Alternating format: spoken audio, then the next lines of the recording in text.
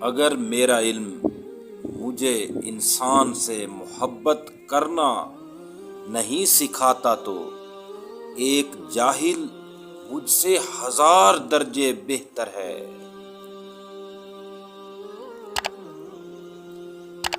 خدا تک پہنچنے کے بہت سے راستے ہیں، لیکن میں نے خدا کا پسندیدہ ترین راستہ مخلوق سے محبت کو چنا۔ اگر تم عظمت کی بلندیوں کو چھونا چاہتے ہو، اپنے دل میں انسانیت کے لیے نفرت کی بجائے محبت پیدا کرو۔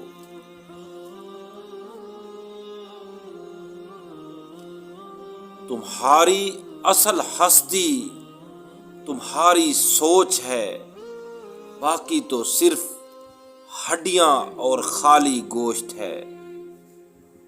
جلال الدین رومی رحمۃ اللہ علیہ۔